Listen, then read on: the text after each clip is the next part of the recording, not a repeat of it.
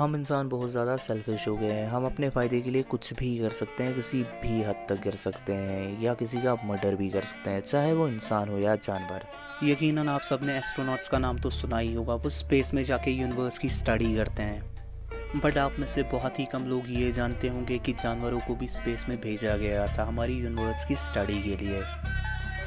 तो Indian diaries के एक और नए एपिसोड में आप सभी का हार्दिक स्वागत है। आज के वीडियो में हम उन बेज़ुबान जानवरों के बारे में बात करेंगे जिन्हें हम इंसान ने अपने फ़ायदे के लिए स्पेस में भेजा, और उन बेज़ुबान जानवरों के साथ स्पेस में क्या हुआ उस बारे में हम आज की वीडियो में बात करने वाले हैं। स्पेस में जाना इतना आसान नहीं क्योंकि इसमें बहुत ही ज़्यादा खतरा रहता है, और अगर स्पेस में जाते वक्त ज़रा सी भी गलती हुई तो बहुत भारी नुकसान उठाना पड़ सकता है। रॉकेट के साथ साथ एस्ट्रोनॉट्स की जान को भी काफ़ी ज़्यादा खतरा रहता है। अक्सर लोगों को ये लगता है कि हम इंसान पहले लिविंग थिंग्स है जो स्पेस में सबसे पहले गए, बट ऐसा नहीं है। सबसे पहले साइंटिस्टों ने जानवरों को स्पेस में भेजा ताकि वो ये बात समझ सके कि स्पेस में जाने पर इंसान की बॉडी के साथ क्या होगा। सन 1800 में एक एरोनॉटिकल रिसर्च किया गया जिसमें एक हिरन, एक बत्तख और एक मुर्गे को एयर बैलून में बैठाकर आसमान में भेजा गया ताकि उस टाइम के साइंटिस्ट ये समझ सके कि अगर हम इंसान ज़्यादा ऊपर हवा में गए तो हवा से हमारी बॉडी पर क्या असर होगा। वैसे ये रिसर्च एयरप्लेन बनने से काफ़ी पहले की है।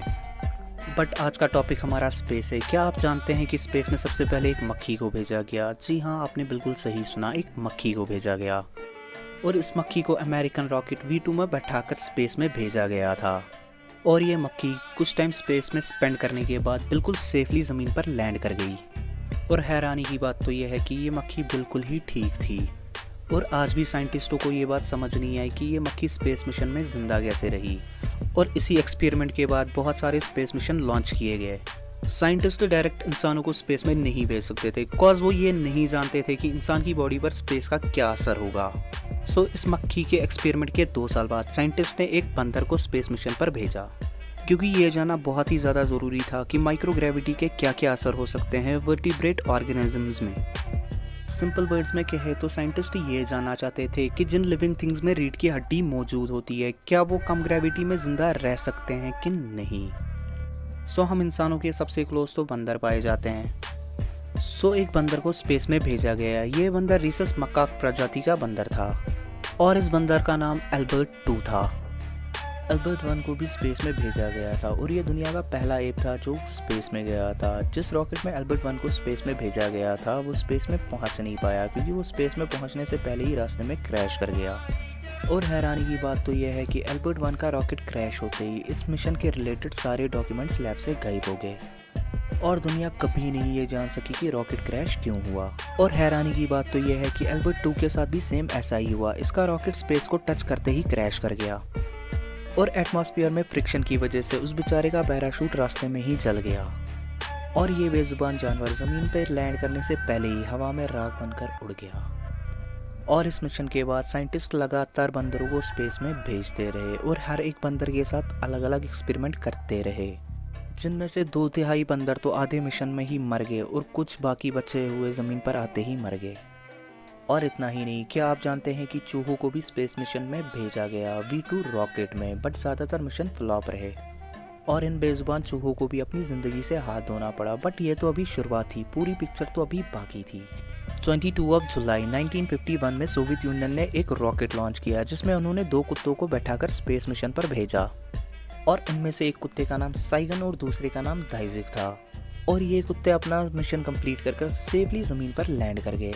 बट ना जाने क्यों इन कुत्तों पे हुए स्पेस एक्सपेरिमेंट के डॉक्यूमेंट्स 40 साल तक दुनिया की नज़रों से छुपाए गए। इस मिशन के 1 हफ्ते बाद दाइजिक को दोबारा स्पेस में भेजा गया, बट वो मिशन फ्लॉप हो गया, और दूसरा कुत्ता साइगन 10 साल तक जिंदा रहा क्योंकि इसे किसी और स्पेस मिशन पर नहीं भेजा गया। बट साइंटिस्ट ने अपना स्पेस एक्सपेरिमेंट जारी रखा।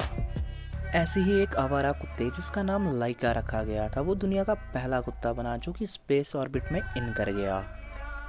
बट इस कुत्ते के स्पेस मिशन पे जाने से पहले इसे काफ़ी ज़्यादा ट्रेन किया गया, और इसका ऑपरेशन भी किया गया, और इसमें पल्स सेंसर लगाए गए। बट कुछ साइंटिस्ट इस बात को लेकर चिंतित थे कि अगर लाइका स्पेस ऑर्बिट से बाहर निकल गया तो वो दोबारा कभी स्पेस ऑर्बिट में नहीं आ सकता। और ये हकीकत तो तब हुई जब लाइका स्पेस ऑर्बिट से बाहर निकलने के 7 घंटे बाद अचानक से मर गया। साइंटिस्ट का कहना है कि ओवर हीटिंग और बहुत ज़्यादा स्ट्रेस की वजह से लाइका मारा गया। ये आप इमेजिन भी नहीं कर सकते कि एक बेजुबान कुत्ते की मौत ऐसी जगह पे होती है जहाँ दूर दूर तक अंधेरों के सुबह और कुछ भी ना हो और बिल्कुल खाली हो। और यहाँ तक कि कुछ लोगों का ये भी कहना है कि रॉकेट में लगे ऑक्सीजन सप्लाई बंद होने की वजह से वो दम घुटने से मारा गया।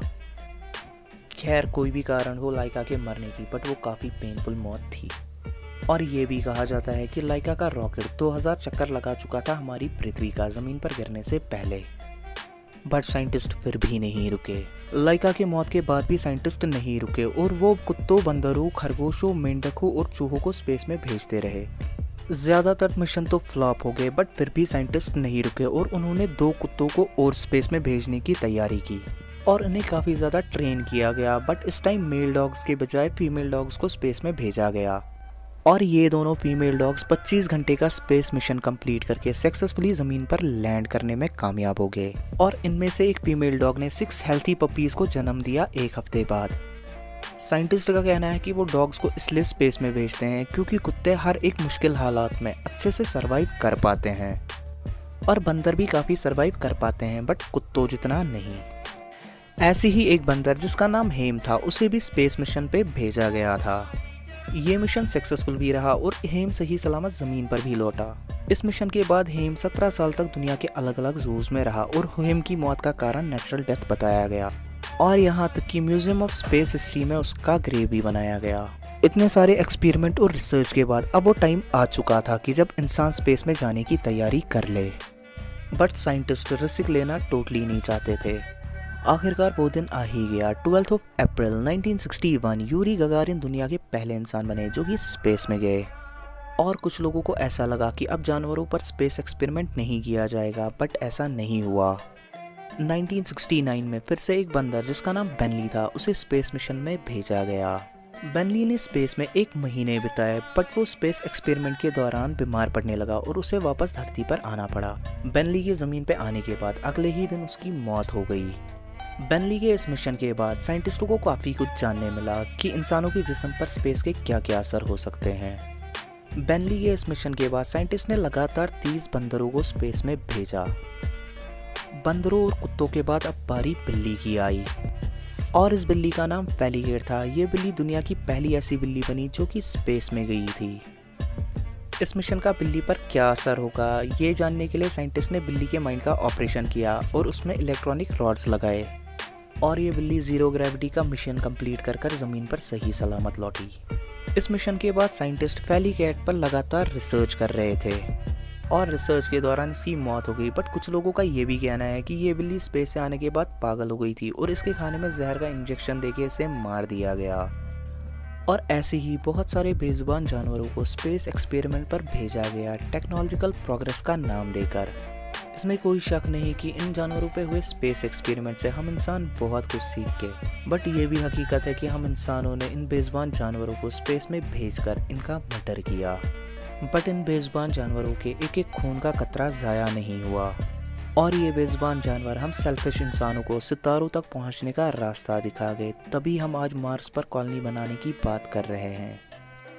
तो इंडियन डायरीज पर आज के लिए बस इतना ही। चैनल पर नए आने वाले दोस्तों से रिक्वेस्ट है कि चैनल को सब्सक्राइब करते हुए साथ मौजूद ना बजने वाली घंटी के आइकॉन को भी दबा दे ताकि हर नए आने वाली वीडियो की नोटिफिकेशन आप सभी तक टाइम टू टाइम पहुंचते रहे। अगले वीडियो में फिर मिलेंगे, तब तक के लिए टाटा।